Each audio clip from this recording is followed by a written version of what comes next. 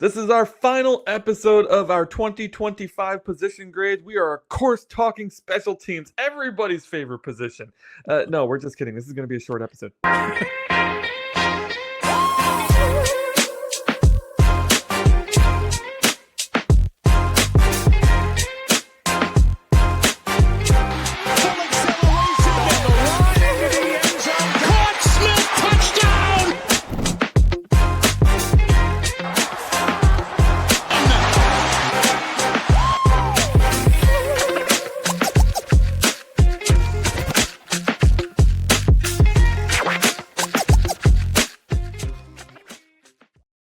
Ladies and gentlemen, welcome back to the 305 Gridiron as we wrap up our 2025 season grades. It has been a very hard and long journey to get through grading of this absolutely ass-backwards team.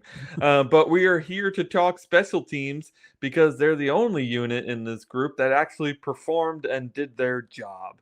So it's with great excitement that we get to talk about them, right, Josh? But first, don't start yet. Because we got to remind the people, 150 subscribers is our goal by February 11th. If you help us get there, you will be entered into a drawing for Miami Dolphins and 305 Gridiron swag.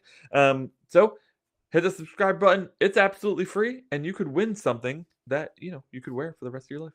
There you go, and think of us. Yeah, unless it's a Jalen Phillips jersey, and then maybe you don't. Yeah. Maybe you don't want to wear it. I don't know. With it. All right, Josh. So what happened in the special teams unit this year? Of course, we did not have our kicker, Jason Sanders, for the entire season.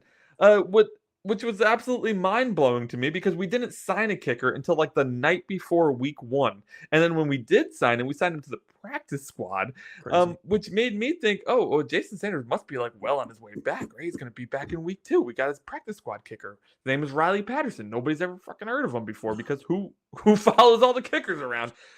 It turns out Riley Patterson played a 17-game season and Jason Sanders didn't have a single kick. At punter, we had Jake Bailey making his return, beating out Ryan Stonehouse, which is a big surprise to you. Yeah, very big. And then, of course, we have our long snapper, Joe Cardona. And if you don't know his name, well, you're not alone. Yeah, Anthony.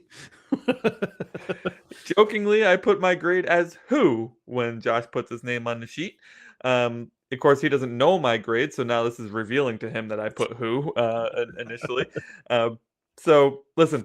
We don't know each other's grades, but there's only 3 people to grade because Jason Sanders didn't play the entire season. So this will probably be a bit of a quick episode. Thank you so much for joining us in this episode because we are about to talk kickers, punters, and long snappers. And if you're seriously watching this entire episode, kudos. You may need help. Yeah. You may need help. Yeah.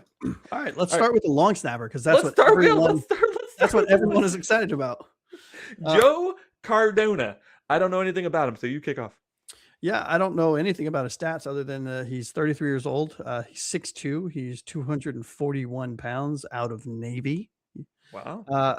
Original team was New England, if I'm not mistaken. It was. Yeah, I mean, look, he's a long snapper. I'm sure our fellow fan of the show and friend of the show, Dirk, who is AKA Frozen Fin Fan, who is has played offensive line, can probably break down the velocity of the ball spins and everything like that and how accurate he is. And I will leave that in his very capable hands. But for me, I gave Joe Cardona an A. And why did you give him an A, you ask? Because for the simple fact that you said who, that tells me that he did not make a mistake. There was not a bad snap. There was not an issue snapping. Nobody knows who he is. That's exactly what you want from your long snapper. I gave him an A. Yeah, I just switched mine to an A too because you make a good point. I don't know who he is. I've never heard of him, which means he did his job fairly well. There you go. What I want to talk about with these guys is I find it kind of humorous and maddening that they always put the long snapper at tight end. They don't even want to recognize it as a position, so they just put him as like a 39 overall tight end, and it always cracks me up. It's always the first person cut. It's poor long snappers. They get no respect around here. But they make a lot of money for what they do, so good for them. Maybe I should be a long snapper. I don't know if I can snap it that far. I have tiny hands. You know what? I'm all set. I'm good. Right, let's go. Let's talk about Riley Patterson because his mother doucher lit it up this year. Riley Patterson was signed to the practice squad for the first 3 weeks of the year because we have this thing where you can sign a guy to the practice squad to the practice squad roster. I think 3 times before you have to keep them on the roster. Mm-hmm. So we did that in hopes that Jason Sanders would come back. Jason Sanders did not come back. You might be surprised to know. And Riley Patterson went on to have himself a heck of a season. He went 27 for 29, which was top 5, I believe, in the league in field goal percentage.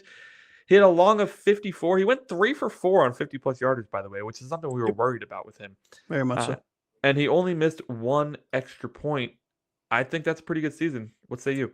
Yeah, I mean, look, he did his job. Jason Sanders was known for being clutch on those long 50-plus field goals, which with this team is very much needed, given the fact that we are inept moving the ball with, at least with Tua. Hopefully now it won't be a problem. Sure. But yeah, to your point, I mean, 27 of 29 on field goals, that's 93.1%, 34, 35, 97.1% on extra points, long of 54. Scored 115 points for us this year on all of those kicks, which I thought was great. His streak of the season was 15 field goals made made his final 15 field goals in a row for Miami.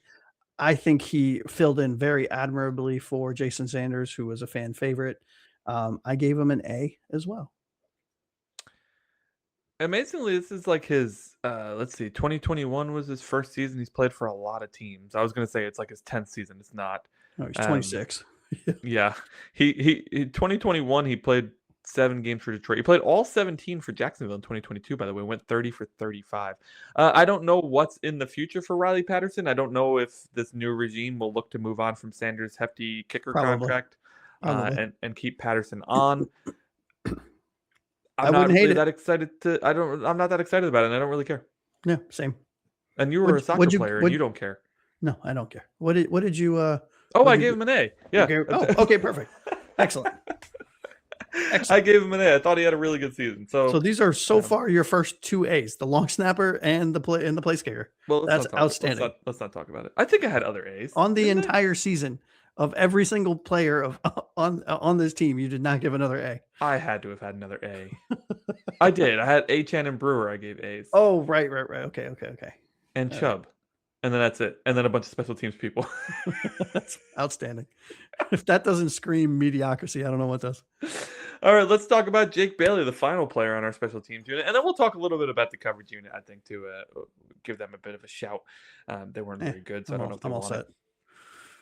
Jake Bailey had an absolutely amazing season after beating out Ryan Stonehouse in Tennessee until he played his former team, the New England Patriots, ironically enough, where he had an absolute shitter of a final game of the year. That being said, I still gave him an A. I doubled my amount of A's with special teams, by the way. I can't fucking believe you right now. I almost can't. Are you joshing me? Like, what's going on here? Did you not give him an A? He had 64 long, 47.7 average. Like, he had 21 kicks inside the 20. What more do you want from him? I gave him a B. Oh my goodness. Gave him a B. Because you just don't like him. You know what? Last year he was horrible. He was absolutely atrocious. And I swore that if he was back, I was going to hate on him.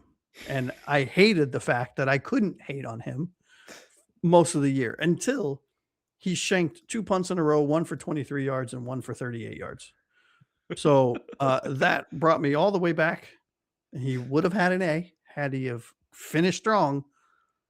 But because he shanked 2 punts against his former team, he gets a B for me. And I don't want to talk about it. 12th in the league for average punt distance, by the way. 63 punts, over 3,000 yards in punting. Hey, you know who was the top punter in the league? Actually, second punter in the league? Ryan Stonehouse. Do you remember Matt Hawk? Shut up. Are you serious? Yeah. He's on Arizona now. Good for him. Good for him. 51.3 average. Only had 25 punts. He only played half the season, but yeah. Damn. Daniel Whalen for Green Bay was the top punter. So maybe Sully's going to bring us the top punter. What do you think? Maybe. I can't give Jake Bailey an A, and I refuse to. So he got a B for me. All right, so the unit as a whole gets an A because Josh gave Bailey an A as well. I did not. B. Don't you take that away from me. All right, it's getting way too silly in here. We're talking special teams, and then anytime we talk special teams, we just get the giggles because what the hell is there to say about the unit? Because, whatever. Listen, I think the coverage unit as a whole and our return men as a whole were just adequate this year. If I had to give them grades, which we didn't because it's not like a single player, I'd probably give them C's. Early Yeah. on in the season, we had a Malik Washington return for a touchdown. We had a D. Eskridge return for a touchdown, but we've also let up a few returns for touchdowns. So I think it kind of balances out. Yeah, same. I mean, I would have flirted maybe with the B because I do think the beginning of the season, uh, Ackerman, who was our new special teams coordinator, had this unit humming. They were top of the league in most major special team stats for whatever the fuck that's worth. And then they slowly kind of came back down to earth. So yeah, I'd say B or C for the entire special teams unit, both coverage and return. I would guess that Dante Trader Jr. got the majority of his tackles on special teams. It's looking at the tackle list to try to identify like coverage unit guys. Sure. There's no, Elijah Campbell's usually on top of this list for that, but Very much so. he missed most of the season. So I think Trader filled in nicely there. I like it.